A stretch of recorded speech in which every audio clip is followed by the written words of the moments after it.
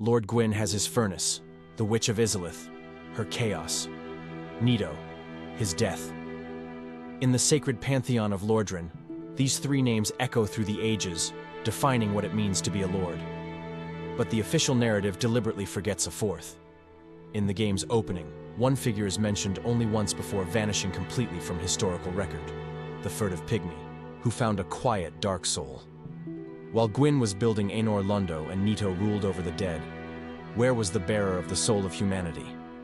The answer may not lie in the palaces of light, but in the deepest, most forgotten darkness of Ulukyle. And there, that answer has a name, a form, and an indescribable fury. Manus, father of the Abyss. Facing Manus is unlike any other battle in Lordran. There is no elegance, no technique, only raw, brutalized emotion. He is a storm of physical anguish, screaming with a pain that feels older than language itself. Yet within this chaos there are disturbing signs of a mind. He conjures complex dark sorceries. He fiercely defends his territory. And most crucially, he reacts to the silver pendant. The item's description is one of the most revealing in the entire game. A broken pendant of unknown origin. To us, it's a mystery. To Manus, it's everything. It is the final fragment of a memory, an identity, of a life before the Abyss. This is not the behavior of a mindless monster. It is the agony of a being who has lost something. He does not attack like a demon of Izalith, born from flame. He fights like a tortured man, transformed into a weapon against his will. To understand Manus, we must understand what he carries. The dark soul is unique. While the souls of Gwyn, Nito, and the Witch came from the flame of the first fire, deeply tied to it, strengthened by its light and weakened by its fading, the dark soul operates on the opposite logic. It is of the dark. And in a world where fire is the source of all life, order, and power, darkness is viewed as the void, the nothing. But Dark Souls subverts this. Darkness is not the absence of everything. It is the container for something different. Humanity, those black sprites we carry, are fragments of the Dark Soul. And here is the central cosmic paradox. The weaker the first flame becomes, the stronger the darkness. And therefore, the Dark Soul and humanity grow. Gwyn knew this. Linking the fire was a desperate act, not only to prolong the light, but to suppress the naturally rising power of darkness and the age it would bring, the age of man. So who was the furtive Pygmy? The most coherent theory, supported by fragments in Dark Souls 3-6, is that he was not a king or conqueror like Gwyn. He may have been the first human, or the primordial vessel in which the Dark Soul stabilized. While the other lords used their souls to build kingdoms and armies, the Pygmy, perhaps out of wisdom or due to the quiet nature of his soul, did not. He withdrew. He slept. He was buried by time. His soul was pure power, but stable. Until the sorcerers of Ulukyle, in their arrogance, performed the worst archaeological dig in history. They did not find a treasure. They found a sleeping god of the human race, and by disturbing him, they broke the seal. The pain, trauma, and confusion of the Pygmy's sudden awakening tore his mind apart. And this psychic explosion, from a being carrying the Dark Soul, was what created the Abyss as an active, corrosive force. Manus is not merely the furtive Pygmy.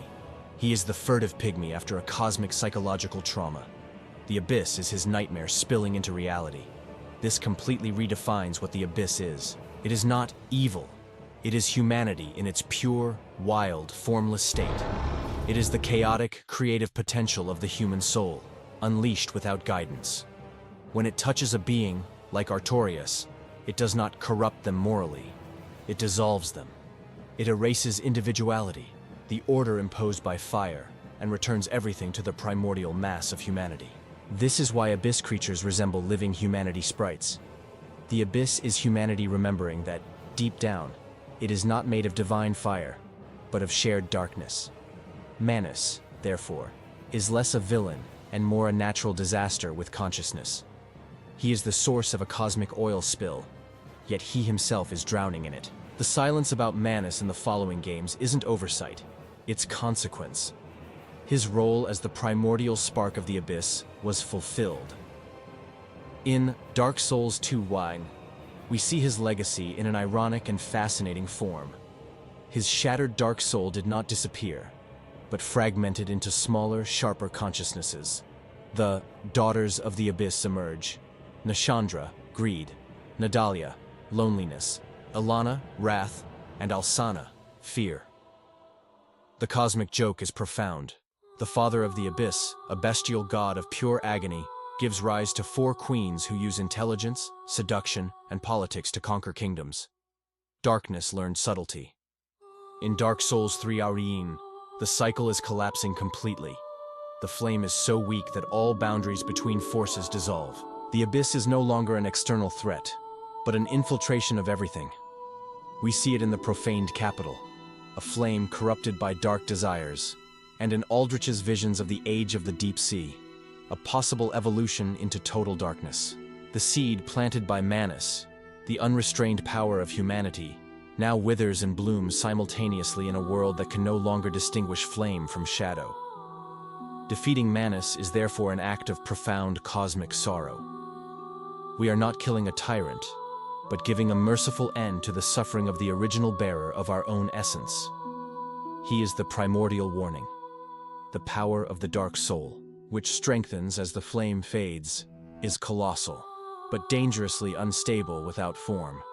Gwyn shaped the world with his light, and his legacy was stagnation.